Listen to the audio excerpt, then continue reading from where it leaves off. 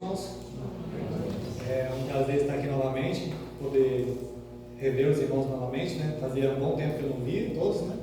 Fazia acho que um pouco mais de um ano. E é um privilégio poder estar aqui agora, compartilhar um pouco de como tem sido o meu tempo também. Bom? Então é um prazer agora estar compartilhando com vocês como tem sido o meu período no CTMS e também compartilhar um pouco como tem sido o meu tempo no estágio também. Então, eu preparei um vídeo, vou poder colocar para gente, é um resuminho de como foi o estágio. Essa aqui é a parte do estágio, tá? João 3, 16 anos, apomana, e aí babatana, e aí Yami, Maki, e aí babatana, Pretabu, no Iman, Mahiao, Ashimna, Yatirema, Kama, Tabu, Pika, Shari, Uri, Shopari, Wakam, Tabu, Nuncontaram malba, Yaipata, Kata, Kaba, Oxi, Wandiba. Sua voz que está a nos chamar, os campos estão prontos para acolher. É hora de deixar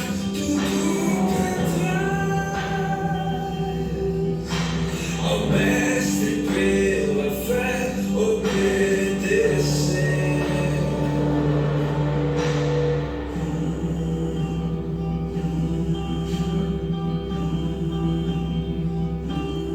Vai em paz, não peques mais. Necessário é nascer outra vez. Crede em mim, tua fé te salvou. Você sabe o caminho pra onde vou. Ouça a voz que está a nos chamar. Os campos estão prontos para acolher.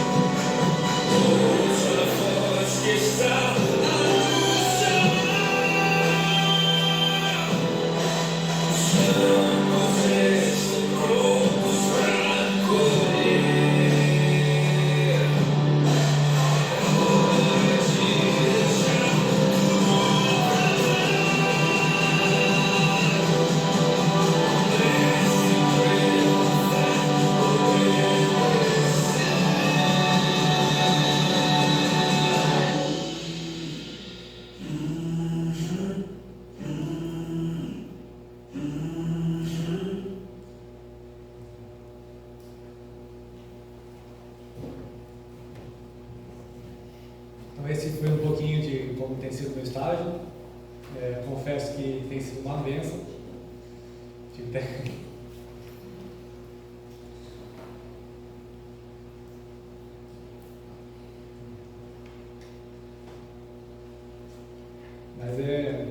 alegria poder ver que o Evangelho chegou.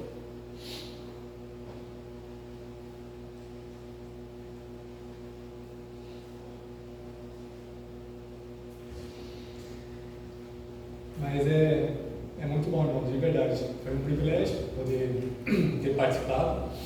E não foi fácil o período que eu tive que passar para chegar ali, né? Confesso que o valor é um pouco alto daquilo que a gente é acostumado, né? Mas aí fica pensando, puxa, né? Como é que eu vou conseguir, né? Um valor tão alto. Para resumir um pouco assim, eu precisava de um valor de R$5.000 para conseguir estar entrando no estádio. Então, eu precisava do valor que era para o avião, monomotor, que é para chegar na aldeia. Eu precisava comprar as passagens de avião, que era para sair de Brasília até Boa Vista. Também precisava de um valor para as coisas de troca, porque a mamãe é sistema de troca, né? Para você conseguir uma coisa, você tem que dar outra, né? Também precisava alimentação, obrigado. Precisava de coisas de alimentação. Então, desde o começo eu pude ver que o Senhor já estava conduzindo para estar ali. E tanto é que no começo, a gente tem uma matéria agora no trimestre, para resumir um pouco mais, que a gente aprende a fazer um projeto, né?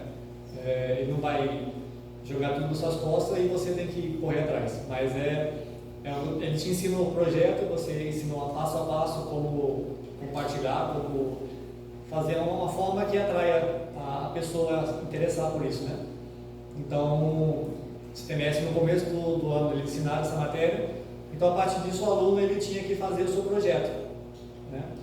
E com isso, o intuito agora desse novo sistema que está tendo no TMS é que agora o aluno corre atrás do seu estágio, não é mais a escola que disponibiliza o local que vai, né?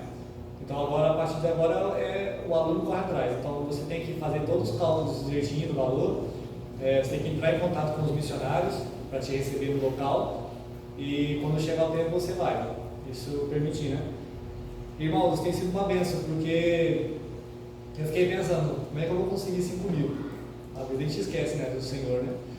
Mas realmente eu pude ver o cuidado do Senhor, porque logo no início eu consegui comprar passagem por um preço muito bom, de avião, né? De Brasília a Boa Vista. A passagem de ida, ele era mais ou menos no valor de R$1.600. E eu consegui um valor de R$577. Então já baixou bastante o valor que precisava, né? Assim como também o valor que precisava para a volta. O valor também era a faixa de 1.300, eu consegui por 600 e pouco. Então esses 5.000 que eu precisava já caiu bastante. E também eu fui abençoado também com questão de troca, eu não precisei comprar nada, então já aliviou um pouco mais a questão do valor. Resumindo, quando eu fui fazer o estágio, eu precisava de um valor de mais ou menos 3.500. Então já caiu um bom preço, né? Então aí chegou a data, eu fui para o estágio, passei de 2 a 3 dias em Boa Vista, que é um tempo que a gente precisa ali, né? Para esse caso tiver uma emergência, chuva. E é impressionante, irmãos, que sempre quando vai ter voo tem chuva. É uma coisa engraçada, sempre quando vai ter voo tem chuva. Então a gente pede, vem um tempo antes, e aqui você vai passar um tempo, você vai correr atrás do que precisa. Se você precisa de coisa de troca, então você vai nas vendinhas que tem ali perto, né? Que é uns valores muito bons. E também correr atrás de compra, né? Mantimento. Então, graças a Deus, os missionários que eu fiquei na casa deles estavam lá na base. Eu entrei num dia, eles entraram logo depois, no dia seguinte. Então acabou que eu não precisei correr atrás de compra. Como eu ia ficar na casa deles, eu só transferi o valor e eles fizeram as compras e ficou mais tranquilo. Então eu pude ficar mais relaxado, né? E, irmãos, é um privilégio enorme. Quando caiu a ficha, né, que eu estava indo para viajar, aí eu comecei realmente a pensar tudo aquilo que Deus tem feito na nossa vida, né? Porque eu nunca imaginei que eu agora, estando servindo ao Senhor, eu teria tanto privilégio como eu estou tendo agora. Porque eu fico pensando, se eu estivesse no mundo secular trabalhando, tentando conquistar minhas coisas, eu não teria feito tudo aquilo que eu consegui agora. Então, eu tive umas experiências novas, né? Eu nunca tinha andado de avião, então já foi uma experiência nova de estar indo para lá. Também nunca andei de monomotor, um aviãozinho pequenininho, então já foi uma experiência muito legal. Legal também que o piloto deixou eu pilotar o avião. Então, foi louco, né? Experiência, hein? Experiência, tá vendo? Mas não é nada complicado, né? Mais assim, comandar ali, nada de mexer no sistema. Isso, tá? Não, complica não, isso aí. Mas também experiência com barco, eu nunca andei de barco também. E quando eu andei também foi mais de 3 horas. E, então realmente tem sido uma experiência muito legal, muito gratificante. Também está em uma aldeia isolada, né? Mas um pouco mais afastada da cidade. E o tempo que eu fui lá foi realmente um lugar, um tempo muito abençoado. Eu pude rever a Gabriela de novo, depois de 8 meses à distância. Foi uma alegria poder rever novamente. Então a gente pôde participar um pouco mais, né?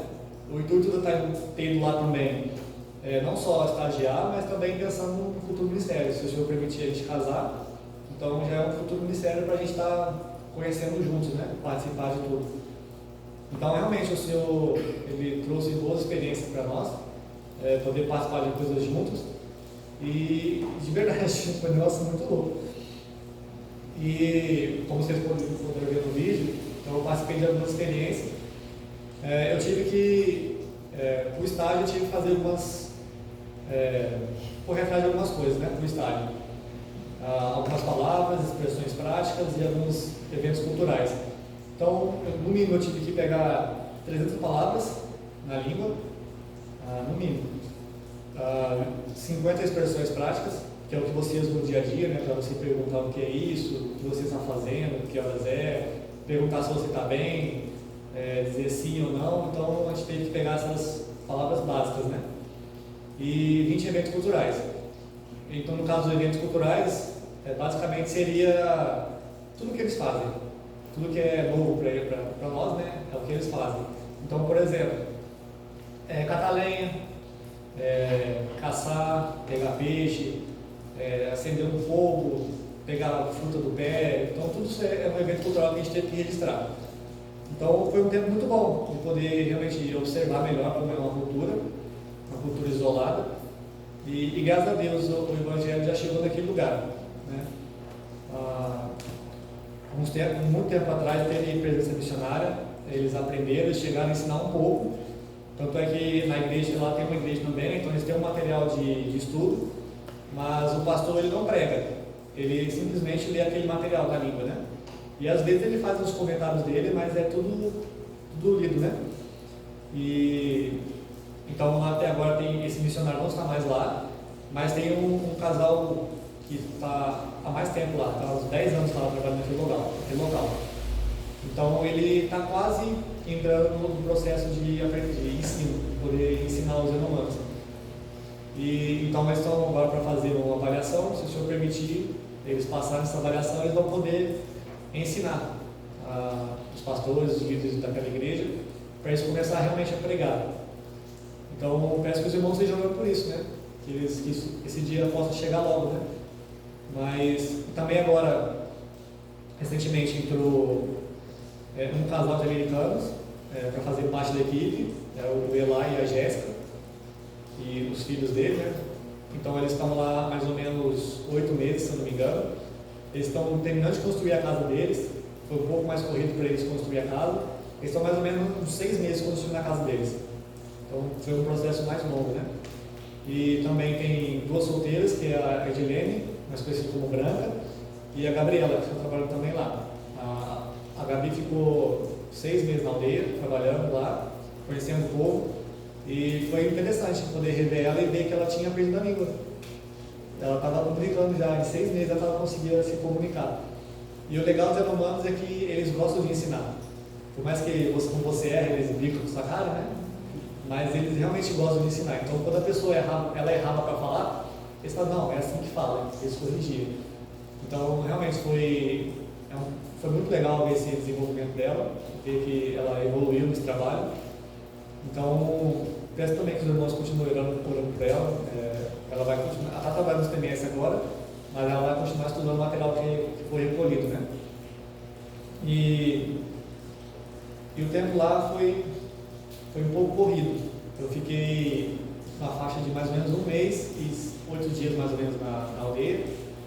Mas a primeira semana e um pouco da segunda, a última semana de dezembro e um pouco da primeira semana de janeiro foi um pouco corrido porque teve visitantes de uma aldeia vizinha, do Xilobi, que eles convidaram eles para ir nessa aldeia. Então a maioria da aldeia saiu tudo, então a aldeia ficou quase vazia. Então eu não pude começar o processo de ACL, que é o que a escola está pedindo para a gente fazer, né? Então foi um pouco mais corrido e quando eles voltaram eu tive que correr atrás, né? No prejuízo. Mas graças a Deus o Senhor deu sabedoria para isso, eu consegui pegar tudo aquilo que precisava e realmente foi um tempo muito bom, ver coisas novas. E eu peço que os irmãos estejam orando pelo trabalho da Yanomami. A Yanomami tem uma cultura um pouco diferenciada, eles são uma cultura animista, que tudo para eles é espiritual. Tanto é que a solteira, a branca, ela, numa ida para a floresta, para a roça, ela tropeçou num galho e caiu com um facão na mão, né? Então o facão cortou a mão dela. Aí o que a gente pensa é, vamos socorrer ela, né? Porque ela se cortou. Então a primeira coisa que eles fizeram foi pegar o facão e quebrar o facão que ela machucou a mão. E depois foram e quebraram o galho que ela fez ela tropeçar. Por quê? Porque na cabeça deles, eles têm que fazer sofrer aquilo que me fez sofrer. Então eles quebram, matam, tudo aquilo que faz eles sofrer. Até engraçado também a questão do piolho. Eles ficam pegando o piolho, quando eles pegam, eles comem, eles mordem. Por quê? Porque eu estou fazendo mal aquilo que me fez mal, porque coça, machuca a cabeça, então eles são bem desse jeito. Então, por mais que tem umas coisas que a gente acha que é bobeira, mas sempre tem um significado por trás disso, né? É um pouco diferenciado. E também é uma cultura, esqueci o nome, mas tem muito infanticídio, né? Ou seja, quando eles não querem ter um filho, eles matam. Às vezes eles jogam dentro do mato e às vezes não querem criar o filho. Então, a partir do momento que eles não apresentam para a aldeia, quando eles apresentam para a aldeia, eles não podem fazer mais nada com a criança, eles têm que cuidar dela. Mas quando eles não mostram, não apresentam para a aldeia, eles podem fazer o que quiser. Tanto é que um tempo atrás foi achado uma criancinha, um bebezinho recém-nascido. A moça da CESAI, junto com a missionária mais velha lá, eles foram até o local, pegaram a criança e cuidaram. Aí quando é assim que ninguém quer cuidar, a CESAI leva para a cidade. E a CESAI basicamente é a posto de saúde ali, né? É o que cuida dos indígenas. Então, nesse caso, eles pegam e levam a criança para a cidade. E realmente é uma coisa muito triste, porque quando eles não querem jogar fora, eles acham a criança, eles pegam por interesse. Porque eles, por mais que ali é uma aldeia isolada, eles têm um contato com Barcelos, que é uma cidade. É mais ou menos uns 3 dias de barco. Então, quando é assim, eles pegam a criança para cuidar, mas com a intenção de pegar Bolsa Família, para ter o recurso. E quando não conseguem, de novo eles abandonam a criança. Então é uma coisa muito triste. É uma coisa que eu, graças a Deus, não vi, mas a Gabriela ela presenciou isso, né? E ela disse que é um choque muito grande poder ver isso. Mas ela é muito apegada à criança, ela gosta muito de criança. E ver uma situação dessa é uma coisa que pesa o coração, sabe? É uma coisa que é muito triste ver um povo que, por mais que tenha a presença de missionário, conhece a palavra de Deus, mas são práticas que eles têm que precisa ser ensinada, né? E através da palavra de Deus eles podem aprender um pouco mais. Então eu peço que os irmãos estejam orando por esse trabalho. Agora, nesse período que eu voltei, a Gabriela voltou comigo, porque como a gente passou 8 meses à distância, o CTMS, e a missão em geral, aconselhou a gente a passar um tempo junto. Então ela voltou comigo, ela passou um tempo com a família dela, 10 dias, e ela foi para o CTMS, que é o local que eu estudo. Então lá ela vai poder servir ao Senhor. Ela vai trabalhar no berçário e vai ajudar na contabilidade da escola. Então ali, ela estando ali, a gente pode ter um pouco mais de contato, né? Se conhecer melhor, que é o necessário, para, se o Senhor permitir, a gente estar casando. Então também peço aos irmãos que estejam orando por isso, esse tempo que a gente vai ter lá, esse tempo que a gente vai se conhecer melhor, e também pelo ministério que ela vai ter, ministério temporário. E irmãos, obrigado demais pela oração que vocês tiveram, foi muito bom. Eu vi que a igreja estava me acompanhando nesse tempo todo, e é muito gratificante saber que os irmãos têm me ajudado tanto financeiramente, também quanto em oração, e também participando do ministério, né? Então, fica o meu agradecimento a todos. E então, basicamente, ali um pouco que eu fiz na aldeia, eu fiz uns eventos de pescaria, eu tive um tempo para pescar com os Yanomamis, eles são cheios disso, né, de querer pescar. Só que geralmente quem faz mais esses eventos são as mulheres. Geralmente o homem ele tem mais a parte da caça, né? Ele fica mais responsável pela caça. Então a mulher ela costuma pegar lenha, ela costuma pescar, e ela costuma cuidar dos filhos, tudo aquilo, na maioria, né? Mas o homem só caça. Então é interessante ver uma cultura diferenciada um pouco assim, né? Que não é o homem que faz as coisas, mas sim a mulher. E é engraçado que as mulheres elas carregam um cesto nas costas com uma faixa na cabeça, então elas carregam o peso todo na cabeça. E ela vai colocando todos os galhos nesse cesto e quando está cheio, ela começa a empilhar em cima assim. E você vê que as senhorinhas as próprias senhoras que tem lá, você vê que eles têm uns 70 anos, estão carregando um peso absurdo. E o homem não pode fazer nada, por causa da cultura, né? Então a gente fica fácil mais, né? É o neto com a altinha para fazer. Então realmente é uma cultura um pouco diferente daquilo que a gente está acostumado a ver, né? Realmente é o homem que faz isso, né? Mas é interessante, realmente é muito interessante ver todas essas questões, né? E o forte deles lá além da caça, também é a plantação. Eles têm a roça deles no meio da floresta. E lá eles plantam mandioca.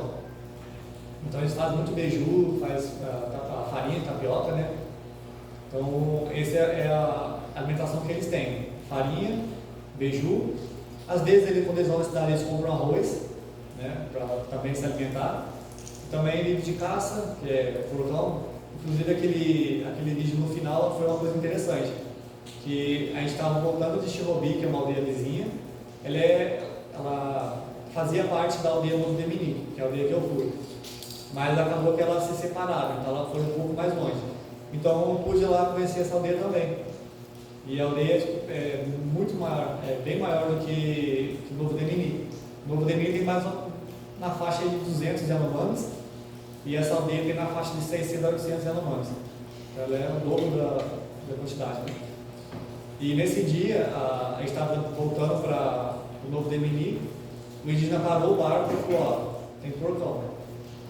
Aí só que ninguém via nada, né? Só que eles sentiram pelo cheiro. E nesse tempo que a gente foi virar o barco ali, estava passando esse monte aí, atravessando o rio. E eles já ficaram loucos, né? Começaram a correr com o barco e pegaram a espingarda e tentaram acertar, mas acabaram que errou, né? Eles não conseguiram pegar esse monte aí. Mas no dia seguinte eles foram lá de manhãzinha e conseguiram pegar 2. Conseguiram voltar ainda e pegar 2. Então você vê que o modo que eles vivem nessa questão de caça, de ter que pegar as coisas para sobreviver, é um pouco também diferenciado da nossa.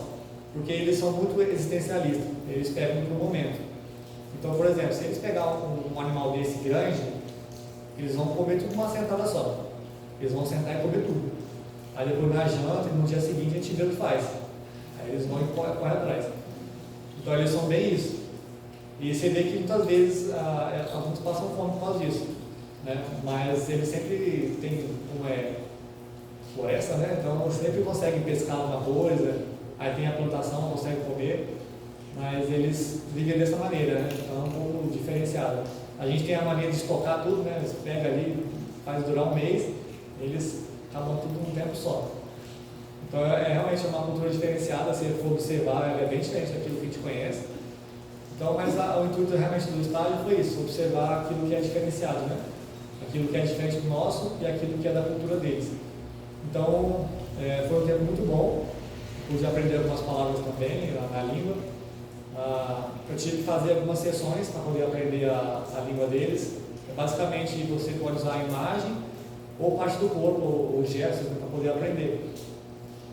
Então, quando você quer aprender uma coisa, você aponta para aquilo e fala, muito bem cantar. Aí você aponta. Aí ele vai falar o nome daquele objeto. Aí você quer saber aquilo. Muito bem cantar. Aí você pergunta e eles vão falar. Aí quando você quer saber o que eles estão fazendo, aí você pergunta, muito bem, vou tentar curar. Aí o que você está fazendo? Aí eles falam o que eles estão fazendo. Ou quando você quer saber a hora, aí você fala, muito bem, vou curar. Que horas são, né? Então, é um pouco complicado, Mas você vê que depois que você pega é muito gostoso, porque você já começa a ter mais comunicação com eles, né? E a Nomami lá, basicamente, tem alguns que falam português, então facilita um pouco essa questão de você perguntar, como que eu pergunto isso? Aí eles falam, VTB tratar. Como que eu pergunto o que você está fazendo? Aí ele fala, VTB, eu esqueci. Eu fiz da cabeça. Então eles perguntam, então eles falam, né? Então quando você erra uma coisa, eles te corrigem, e é muito legal esse dia que eles realmente gostam de ensinar. Então é um tempo muito bom. E o plano que a gente tem agora, se o senhor permitir a gente casar, eu e o Gabriel, é voltar para essa aldeia. E realmente eu me senti muito desafiado a voltar para essa aldeia. Fiz grandes amizades lá com os indígenas, também com os missionários. E realmente está sentindo no coração de desejo de voltar para aquele local, né? E poder aprender a cultura deles, aprender a língua e viver como eles, né? Então eu peço que os irmãos estejam orando por isso. Essa fase agora que eu vou terminar o CTMS, e eu tenho mais 3 meses de aula e 1 mês de acampamento. Depois disso já é a formatura. Então a formatura, para quem quiser ir, é dia 24 de junho, às 2 horas. Então eu peço que os irmãos estejam orando também por esse tempo do CTMS, que realmente possa ser um tempo de muita aprendizagem, assim como tem sido ano passado também. Ele é um pouco mais puxado que Peniel, eu senti isso, né?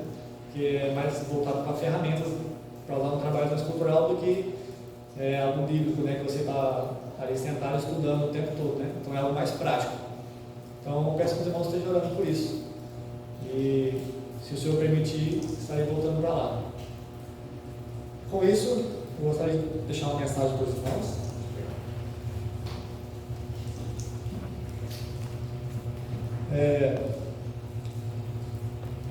Josué 1.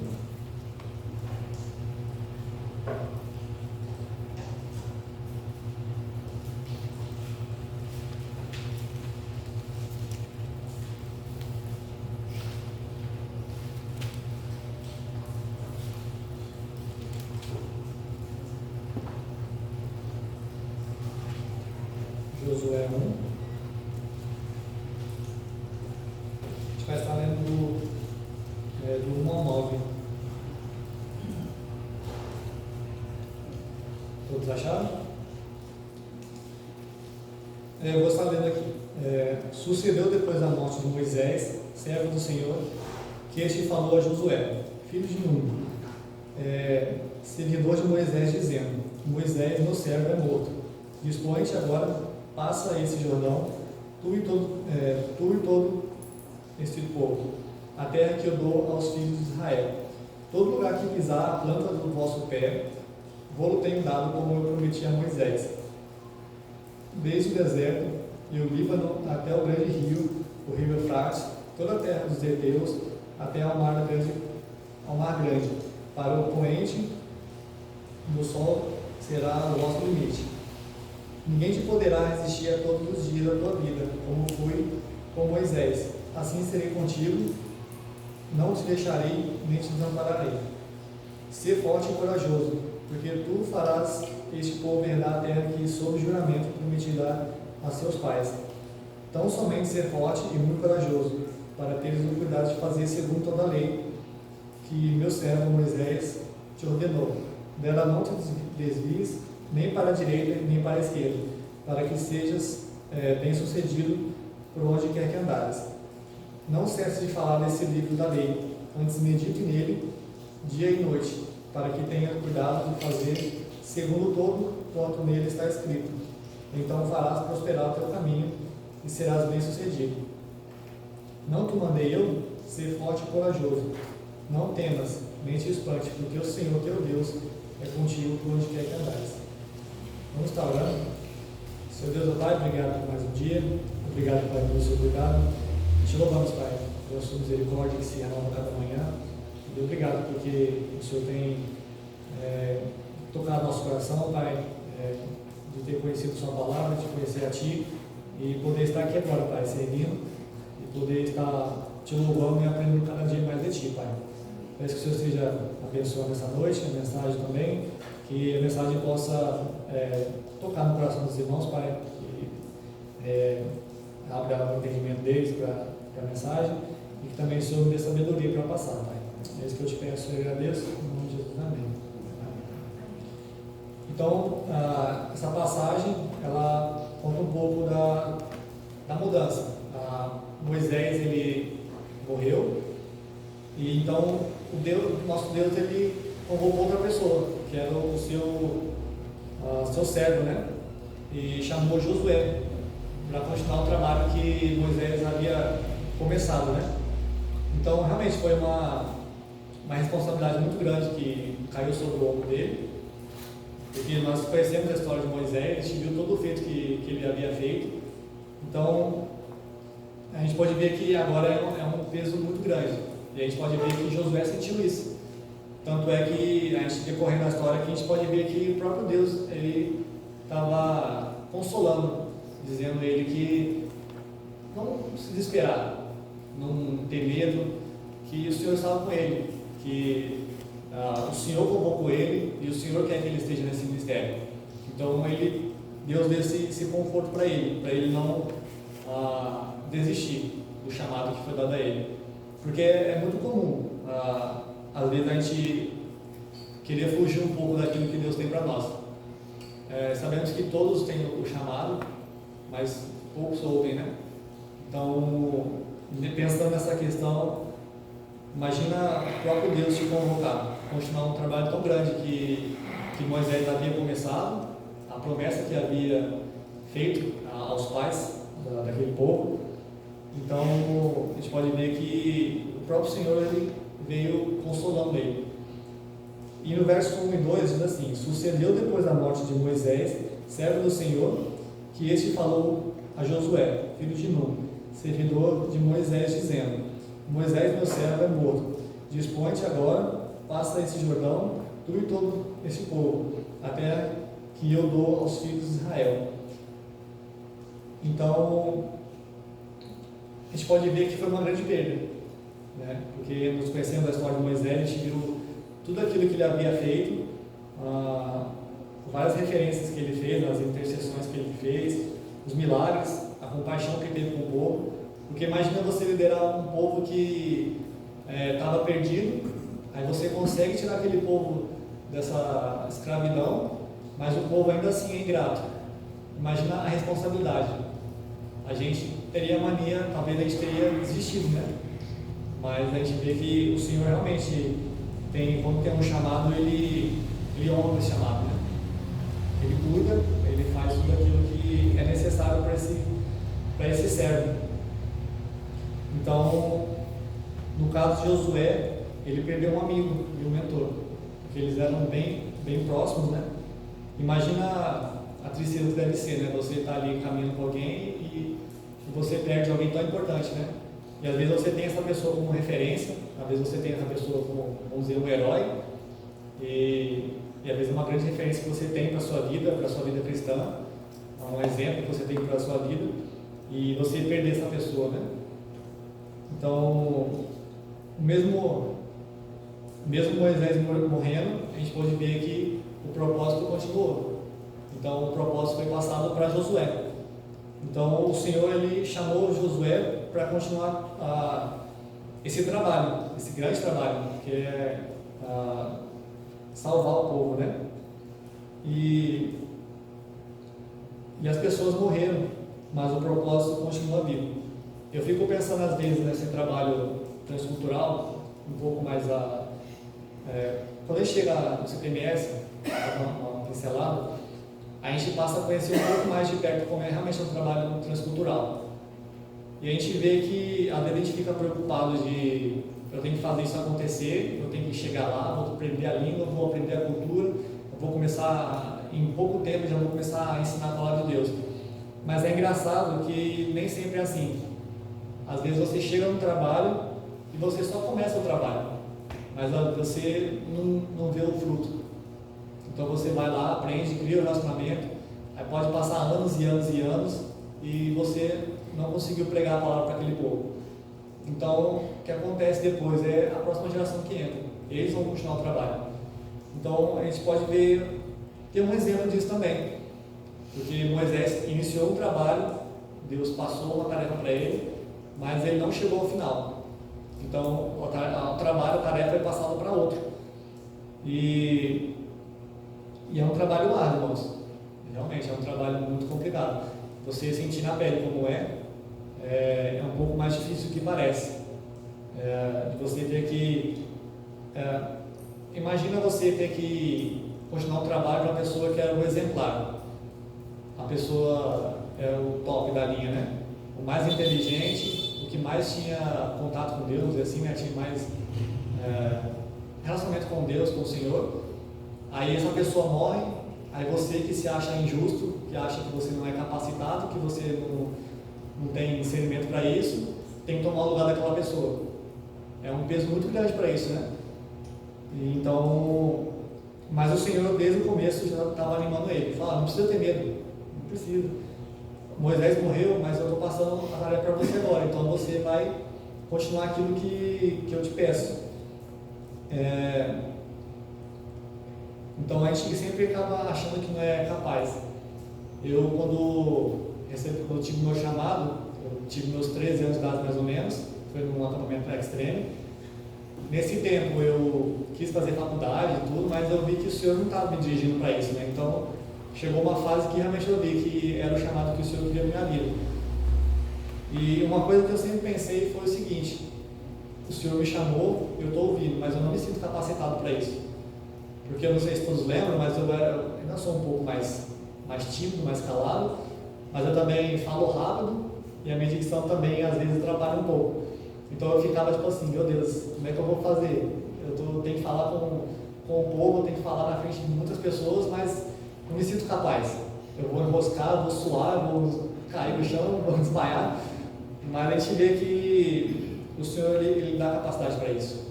E eu pude ver realmente o cuidado do Senhor nessa área. Eu particularmente, me vendo assim, desde quando eu entrei em PNL para agora, eu vejo que eu melhorei muita coisa. Depois eu quero saber dos irmãos, se vocês têm percebido isso também, né? É bom saber. Mas foi uma alegria muito grande, porque de acordo com que as coisas foram acontecendo, eu fui vendo que eu tinha capacidade para isso. Porque o Senhor me chamou. E quando o Senhor chama, Ele vai nos capacitar a isso. Não tem por que nós ficar com medo, né? Não ter coragem para isso. Então eu louvo ao Senhor por isso. E no versículo 3 ao 5, diz assim: todo lugar que pisar, a planta do nosso pé, vou-lo tenho dado, como eu prometi a Moisés, desde o deserto e o Líbano até o grande rio, o rio Eufrates, toda a terra dos heteus até ao mar grande. Para o poente do sol será o vosso limite. Ninguém te poderá resistir todos os dias da tua vida, como foi com Moisés. Assim serei contigo, não te deixarei, nem te desampararei. Então, a gente pode ver que Josué precisava de um suporte. Ele precisava de um suporte. E precisava de alguém que ajudasse, que estivesse do seu lado, que apoiasse nos momentos de pressão. Porque sabemos que não é fácil um trabalho desse. Você conduzir um povo, você ter que ensinar um grupo de pessoas sobre a palavra de Deus, é uma responsabilidade muito grande. E a gente sabe que realmente a gente precisa de um acompanhamento. Mas aqui Deus prometeu a ele que ele não estaria só, né? Que diz aqui: não te deixarei, nem te desampararei. Então a gente pode ter essa confiança no que o Senhor lhe chamou e Ele vai te acompanhar até o final. Ele está aqui, Ele tem um propósito para isso. Então, por mais que o nosso medo se coloque à frente de tudo isso, nossas limitações, mas o Senhor Ele deixou bem claro isso: não precisa se preocupar, eu estou aqui para te guiar, te ajudar e te orientar naquilo que você precisa. Então você não está sozinho, eu estou contigo. Então ele precisava de um suporte da presença, e um amparo e um suporte de emoção. Porque imagina, é uma pressão muito grande.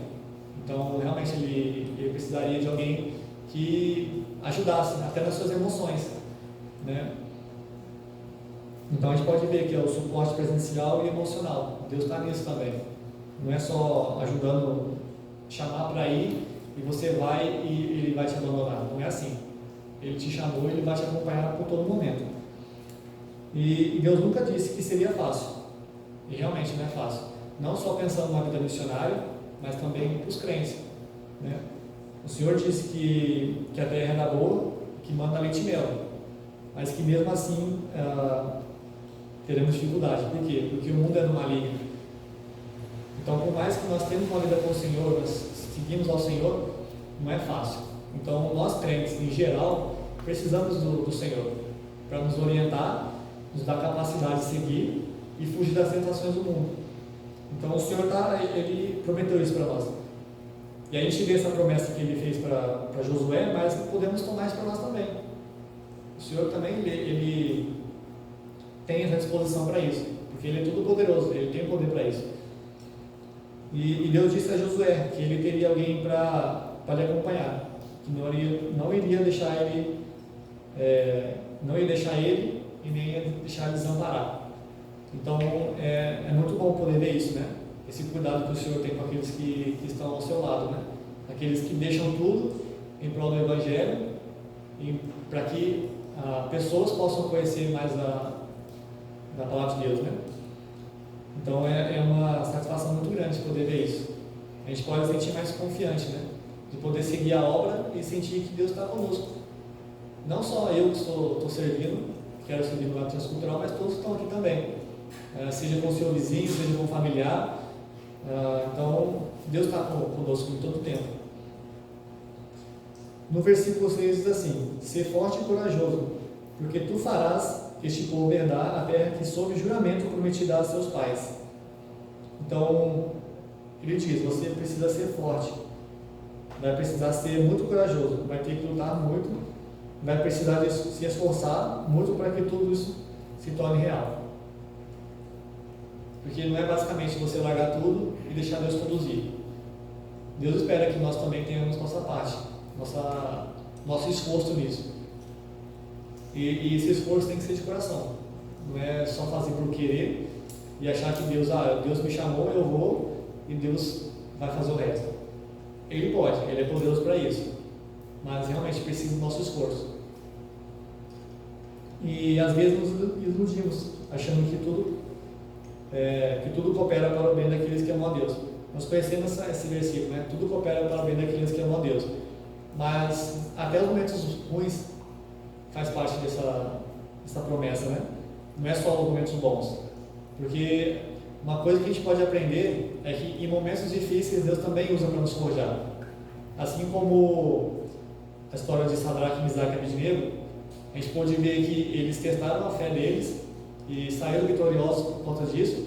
A gente pode ver que através da fé deles Deus forjou mais ainda. E às vezes Deus usa a fornalha da nossa vida para poder nos moldar. Às vezes você tem uma falha, uma coisa, e Deus às vezes usa a dificuldade para nos moldar, para mostrar que você tem falhado nisso e através dessa dificuldade você pode aprender a lidar melhor com a situação. Então realmente Deus usa as dificuldades para isso, e que nada de ruim ou mal irá acontecer, mas devemos ser fortes, não recuar diante da dificuldade. A promessa não vai se cumprir. Se a gente pensar na gente, no meu medo, na minha preocupação de não conseguir fazer aquilo que Deus pede, a promessa que Deus tem não irá se cumprir.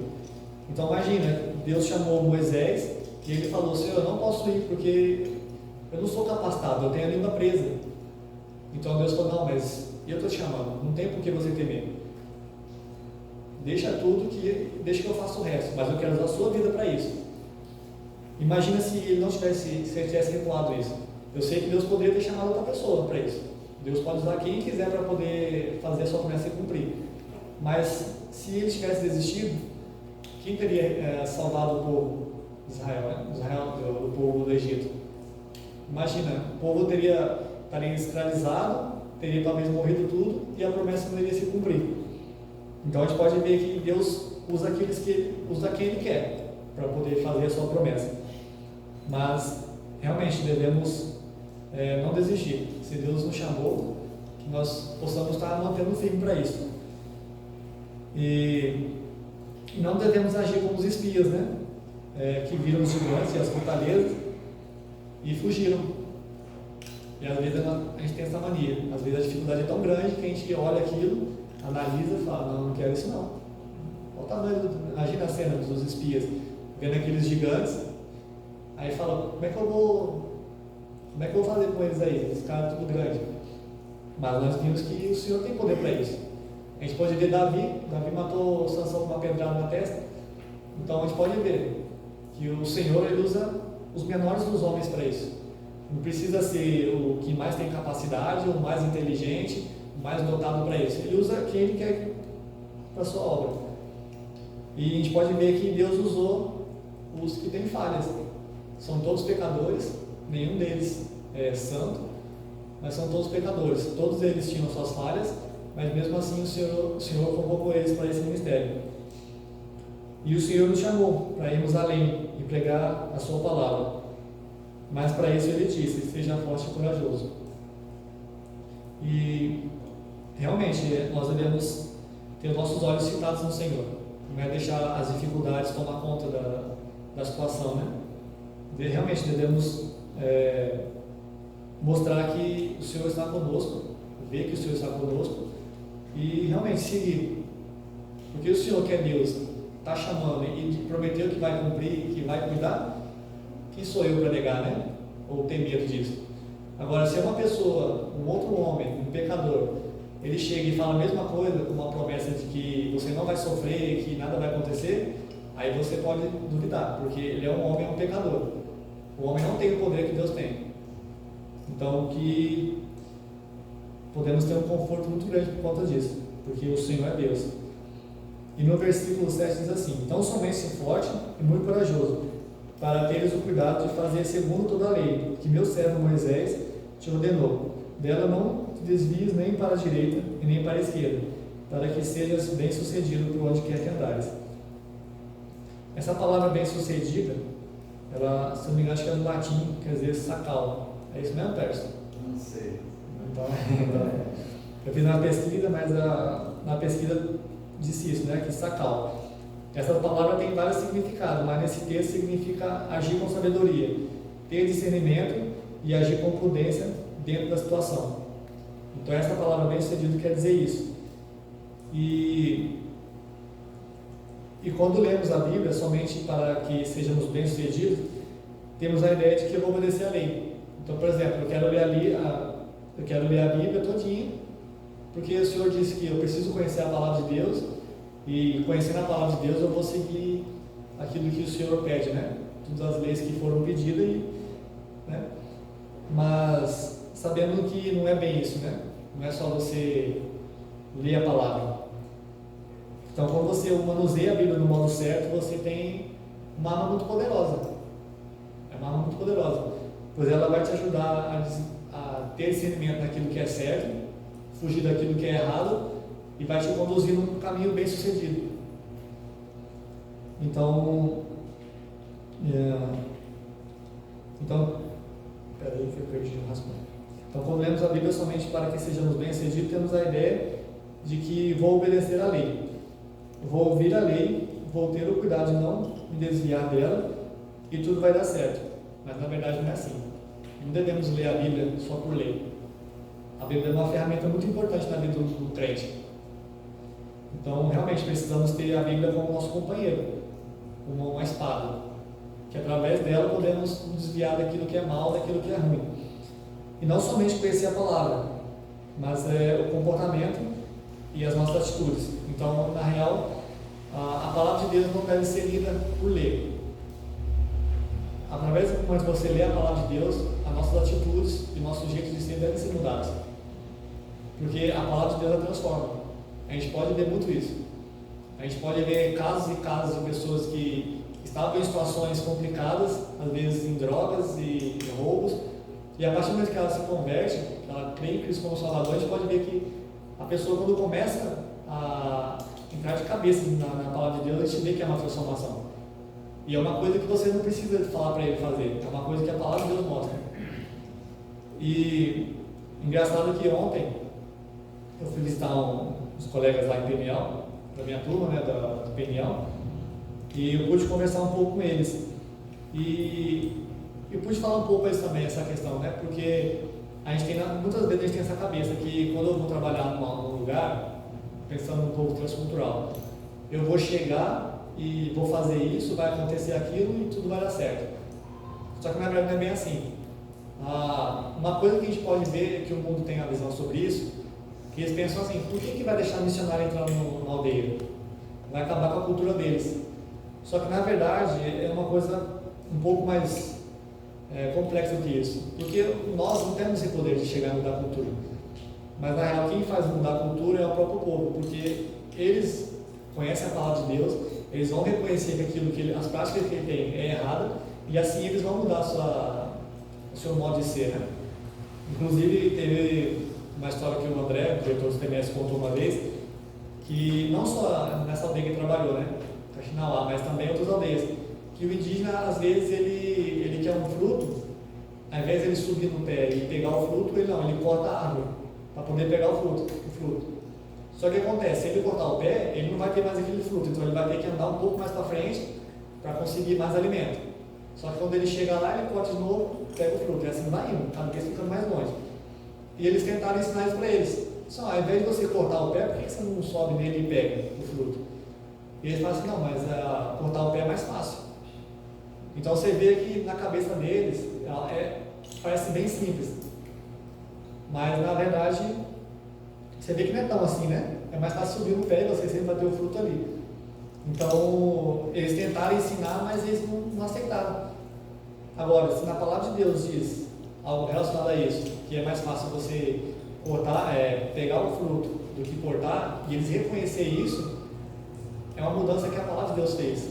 Não foi o homem que trouxe a mudança, foi a palavra de Deus que trouxe para eles, né? Então a gente vê que quem tem poder é a palavra de Deus, não é o homem. E no verso 8 diz assim: não cesses de falar desse livro da lei, antes medite nele dia e noite, para que tenha cuidado de fazer segundo todo quanto nele está escrito. Então farás prosperar o teu caminho e serás bem-sucedido. Então a gente pode ver aqui que são três coisas que a gente pode observar, que é o falar, o meditar e será bem-sucedido. Então a gente pode ver que são coisas necessárias para a nossa vida, na vida do crente. E Deus disse isso a Josué, que para não deixar de falar da palavra do Espírito da lei, não deixe.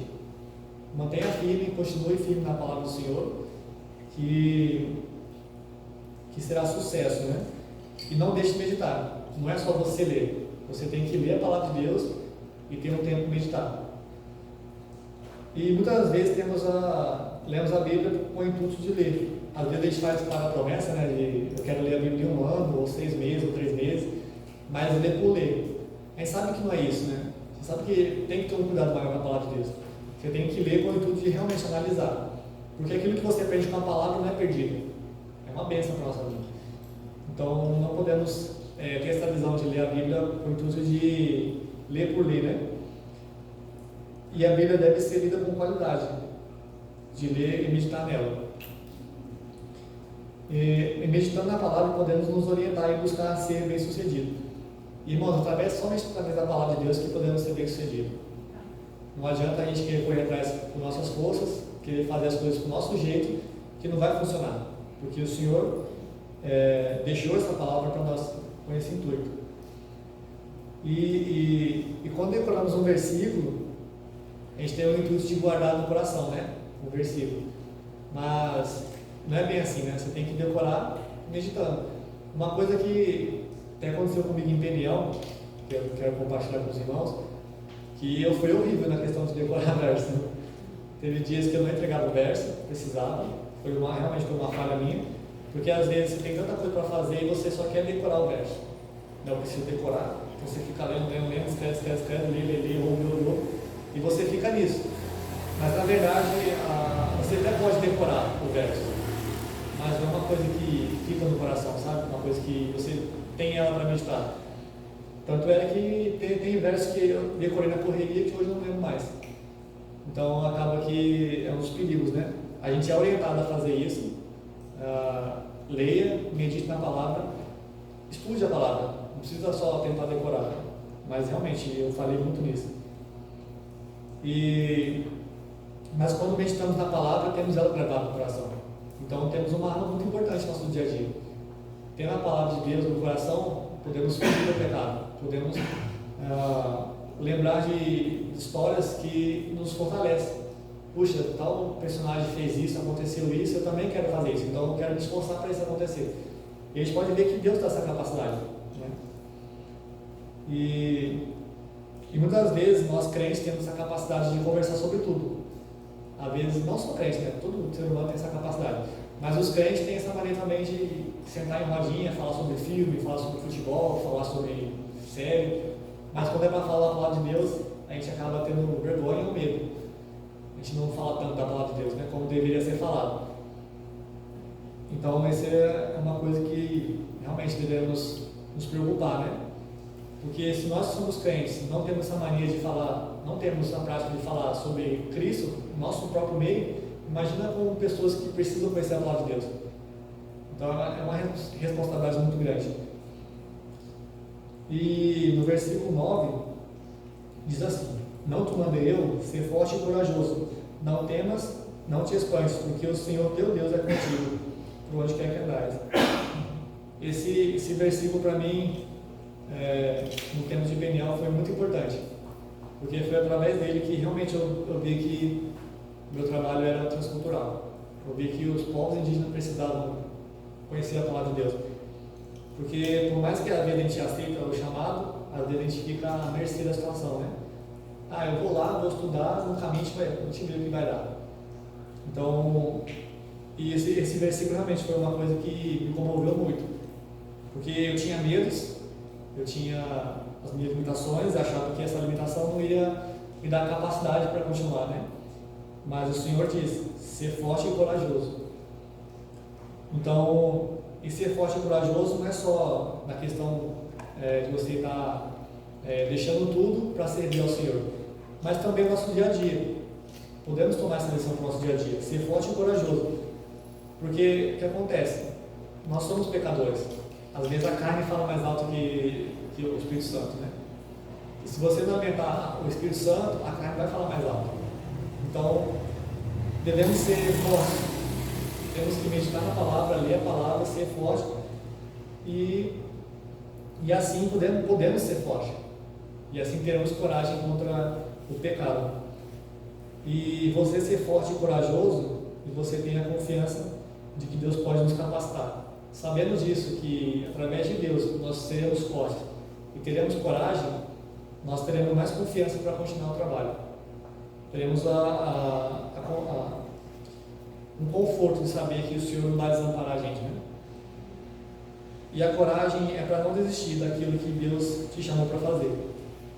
E o meu chamado realmente foi levar a palavra de Deus para aqueles que ainda não conhecem. Então, Deus tem dado coragem para isso.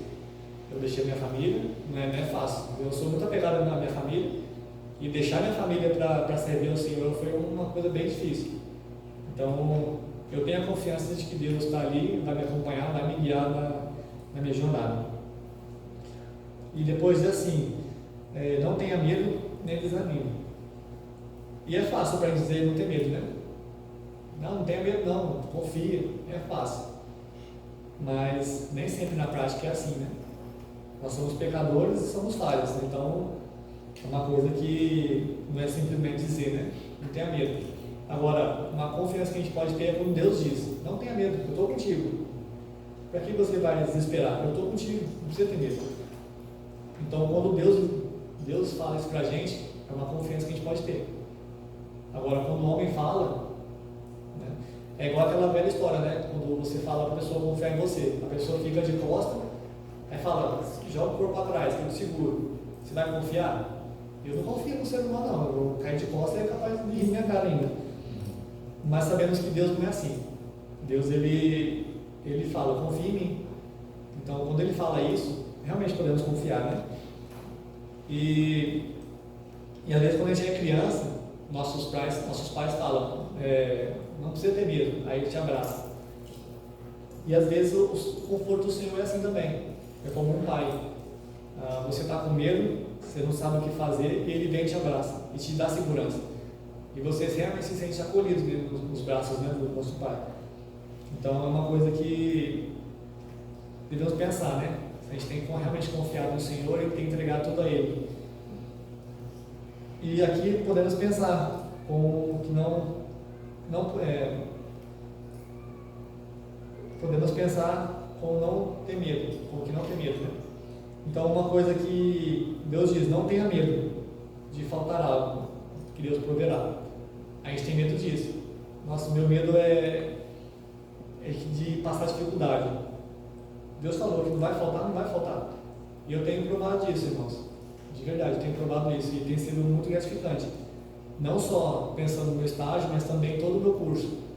Porque você deixar tudo e viver na dependência do Senhor, parece que é loucura. Mas a gente vê que em momento algum faltou. E também, quando Deus fala para não ter medo, não precisa ter medo. Nós temos medo, porque nós somos falhas, mas Deus diz, não tenha medo. E Ele cuidará. E logo depois diz assim, se fores corajoso, não temas, nem despache, porque o Senhor teu Deus é contigo por onde quer que andares. Então isso é um conforto para nós, saber que por onde nós estivermos indo, o Senhor está nos acompanhando, que não precisamos ter medo do caminho que vamos passar, porque o Senhor está conosco. Se o Senhor disse, segue aquele caminho, por mais perigoso que pareça, se o Senhor disse, segue aquele caminho, siga, porque Ele sabe o que é melhor para a gente, né? E às vezes a gente quer seguir o caminho mais fácil, e às vezes o caminho mais fácil é o que mais perigoso, né? Então o Senhor, Ele nos dá força para prosseguir, nos dá coragem para continuar e nos dá ânimo para não parar. Então, é uma coisa que eu quero deixar para os irmãos, que é isso, que não tenha medo, não precisa ter medo. Então eu deixo esse versículo como um versículo chave. Não te mandei eu, ser forte e corajoso, não temas, não te espantes, porque o Senhor teu Deus é contigo por onde quer que andares. Então, é uma palavra de consolo que eu deixo para os irmãos. Se você tem preocupação, tem medo, entregue na mão do Senhor. Só Ele pode te confortar no meio das situações complicadas, né? Então, se te falta força, confia no Senhor, que Ele pode te dar força para prosseguir. Se te falta coragem, entrega na mão do Senhor, que Ele vai dar força para continuar. E se está desanimado, entrega na mão do Senhor, que Ele vai te dar ânimo para prosseguir e não parar. Então, é isso que eu queria passar para os irmãos.